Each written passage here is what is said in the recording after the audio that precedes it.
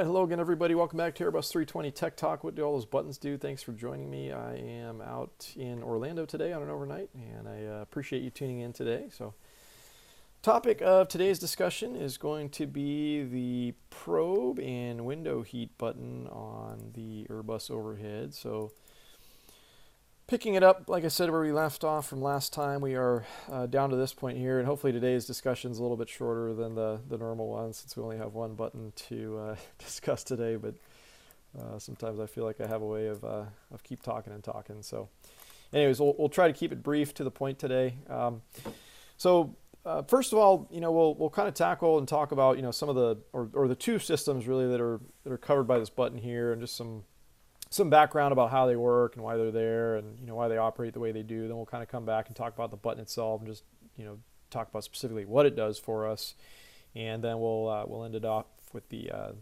Q&A section as we usually do. So first of all, let's talk about the probes section of the system here. So we're talking about our air data probes on the outside of the airplane, and we kind of had a graphic from the last discussion where this just talks about what specifically are we talking about. And like I said, it's the air data sensing pieces of equipment that we have outside the airplane. Kind of think of this as like the way that the airplane kind of tastes or senses the environment that it's continuously operating, and really it's just got to do with how the air is moving around the outside of the airplane. We derive a lot of important pieces of information that we use to fly the airplane around. This is actually a very important system, and I would venture to say this is like one of the most important systems in the airplane to make sure that it's working right. We'll kind of talk about that a little bit later as we kind of step through the discussion.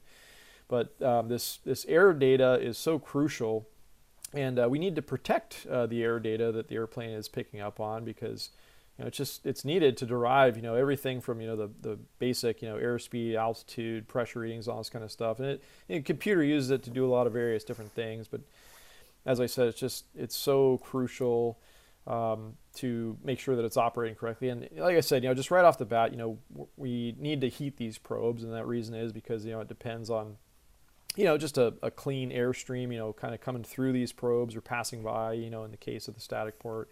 And so if you are allowing ice to accumulate on any of these pieces of sensing equipment there, it would just affect the way that they're working. It would affect the operation, the readings, all this kind of stuff. So it's kind of for obvious reasons.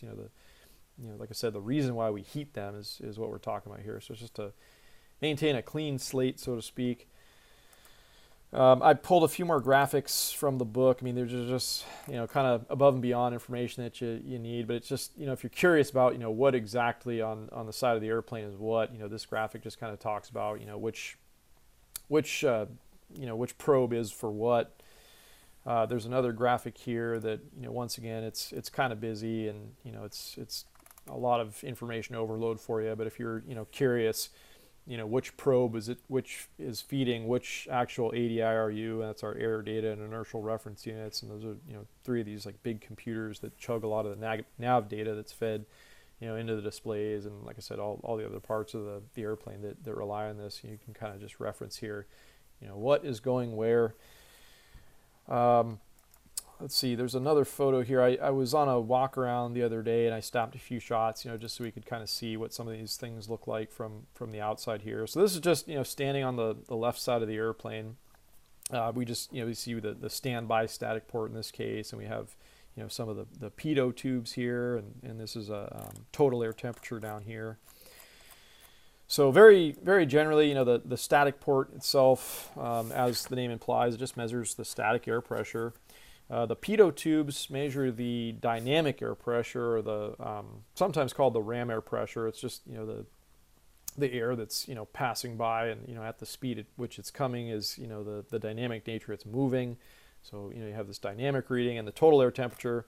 We kind of touched on that last time. There's this business about static air temperature versus total air temperature, and as we start moving through the air, there's friction created and all this kind of stuff. So this total air temperature probe specifically is designed to do this job here that we talked about last time. So that tackles those three probes there, and there's another shot back here. This is just a little bit aft, still on the captain's side of the airplane, but you can kind of see the standby static ports here, and this little guy up here is an AOA, or an angle of attack probe, that just measures exactly as the name implies, the kind of the angle of bite, if you will, that the airplane is like passing through the air with, is what we call the angle of attack there. So that kind of covers just what little graphics I had to show you on that. So as I said, I mean, these probes are so hyper important to us flying the airplane, and you need to look no farther than like one of the biggest examples, the recent history here of how important these probes really are for us is the example of Air France 447. I'm sure most of you out there watching, you're probably familiar with this accident. Terrible tragedy. Very sad in the sense that this was very much a salvageable situation that these pilots were dealing with, and it just, the elements stacked up upon them, and there's significant human factors, amount of elements that were at play here that kind of contributed to the very sad end result that happened. But basically what happened was they had an instrumentation problem. They were getting unreliable data out of some of their probes, and it was just really confusing them essentially on the flight deck, and it kind of threw things way off. Just the things they were seeing wasn't agreeing with what they thought the airplane was doing at the point in time, and they entered this deep stall condition, and the airplane ended up in the ocean after falling out of the sky, pretty much, sadly enough. So it's just, like I said, a reason why things can go from just very fine and no problems to very bad very fast if we don't have good air data. So once again, it kind of ties that concept together about why these are so important to us. And one little side thing I wanted to kind of build upon, you might be thinking to yourself, well, a moment ago I told you this was a solvable situation. It absolutely is. This is definitely something that we train for. It's one of our simulator things that we have to, every time we go back for recurrent training, we have to kind of demonstrate these skills, and we're constantly rehashing on this stuff. And I pulled the procedures out of the QRH, and we'll kind of go through, and I just want to point a few things out to you as I talk about them. But very generally, right off the bat, I mean, we're taught to just get rid of all the automation first, go to a known pitch and power setting, reduce the drag, clean up the airplane, and then from there we kind of get our bearings. And once things have stabilized, we have some information that we can kind of use to continue flying the airplane and affect a safe outcome, hopefully. So let's take a look real quick at the QRH section here that I'm talking about. So this is these guys right here are the memory items. So these are the things we have to know to do just right off the bat if we think we're in this situation. And kind of the way this looks when it manifests, when you're in the flight deck, I mean, you might be flying along and you're in a climb or something, and your speed starts doing something funny, which is inconsistent with what it normally looks like, or what you think it should be doing at this point in time. So at this point you're probably becoming confused. You're probably looking across to what the other pilot's side's indications are doing. You're looking at the standby instrument to see what those are doing, and you're comparing it to yours. And between all that, hopefully you will be able to realize hopefully quickly that you've got this unreliable speed indication, and there's something going wrong with those probes outside. So anyways, I'm not going to go ahead and read through each and every one of these things, but it's pretty much just what I said as far as the memory items were concerned. So we get the autopilot off, the auto thrust off, and the flight directors come off. And then depending where we are in altitude, we're just going to go to a different a climb attitude, or a pitch attitude rather, and a thrust setting. And then here is just where it talks about, maintaining a current configuration of flaps if you're 0, 1, 2, or 3 setting, or if your flap's full, you're going to go to 3. Make sure the speed brakes are retracted, the landing gear is up, and you're going to just level off at a safe altitude. And once you do that, they kind of give you these tables here, and I know it's probably kind of hard to see just the resolution of this graphic here, but basically, what this is telling us is, and you kind of have to interpolate a little bit. So you kind of figure out, all right, where is the gross weight of the aircraft at right now? What is the configuration? And what pitch setting or pitch attitude do I have right now? It'll just tell you, hey, this power setting with this combination of configuration of flaps or pitch setting, like I said, in a power setting in the sense of an N1 will yield you generally such and such speed. So you have this table that you can constantly reference, and hopefully kind of figure out what the airplane's doing in a basic sense. And there's different tables that it gives you The next section of the procedure here, it gets to it in a second, but actually, so that first table is just trying to get you to like stabilize the situation. The next thing it kind of walks you into is you're trying to isolate the affected ADR, or air data reference. So there's kind of this means that you can kind of figure out which one is faltering, and then you can kind of go off of bad data and transfer over good data to your side if that's a possibility given the nature of the failure, which they're all kind of different. So we won't break that all down, but like I said, it continues on and gives you just pitch and power settings basically for the climb portion of your flight. And the next one talks about the cruise section and how to do a descent. And then the final one just kind of sets you up with some numbers about, hey, when you're ready to shoot your approach, such and such things should yield you, such and such an airspeed. And once again, you hopefully will be able to effect a safe outcome and get the airplane back on the ground. So that kind of hits all the points I wanted to talk about there. The next one we'll talk about is the windows up in the cockpit anyways. Why do we heat them, first of all? So there's three reasons that we heat those, and the first two are probably pretty obvious, and that is for anti-icing reasons and defogging reasons. But the third is actually pretty interesting. It's actually got to do with the structural durability of the glass itself. One of the properties of physics and call it mechanical engineering or whatever, or structural engineering rather, is that when you get something very cold, it actually becomes a bit brittle.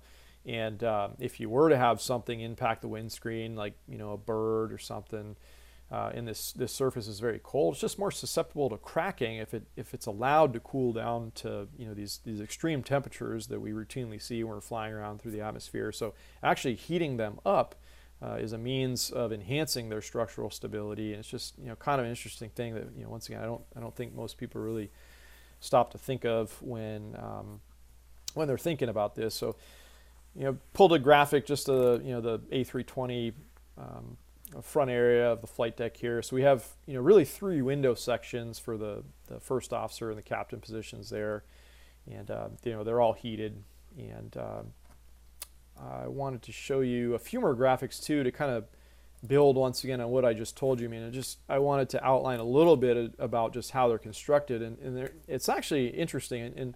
And just right off the bat, once again, the way that these flight deck windows are constructed is completely different from the way that like the windows are constructed for the cabin. And it's once again kind of obvious reason. These are forward-facing windows that are much more susceptible to an impact, or just more important to keep defrosted and all this kind of stuff. So they're a lot more thicker, they're heavier, they're just generally beefier windows. I don't know exactly how thick, but they're several inches thick, and you don't really get a concept of that if just looking straight through them. It's kind of interesting when you see them having pulled one of these windows off, just how wide they actually are. But this graphic is very simple, but it just kind of paints this picture that there is several plies of glass that goes into making each one of these windows. And there's actually like these there's vinyl, I believe, or plastic type coverings on the outside that just protects the actual glass from scratching. And just one thing that I wanted to call your attention to is just these little kind of yellowy looking lines right here. It just talks about this conductive coating that's actually it's kind of woven or like pressed in, or sandwiched in rather, into these plies, and that's the actual electrical heating elements that do the job of bringing that glass up to temperature for us. And I took, or there's one other graphic that just kind of, once again, very basic in nature, but just kind of, talks about this, or illustrates this concept rather. There's just, these electrical portions of the system. And then, here it's, like I said, it's not a very great graphic, but it just kind of shows, here is the actual windshield, and there's these tiny little electrical wires, basically, this kind of like mesh looking thing that's actually, it's constructed into the window itself. And I took a photo today. It didn't come out as well as I wanted to, but we were just cruising around at altitude, and you can see here in this section here, I'm going to zoom in. These are just the points where the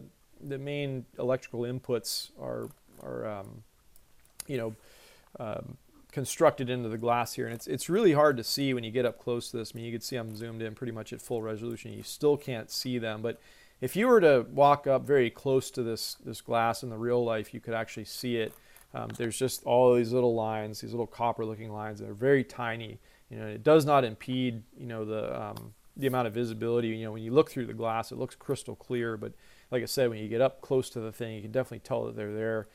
And that is just, it's how it's doing this job of heating itself up. So hopefully that makes sense to you guys.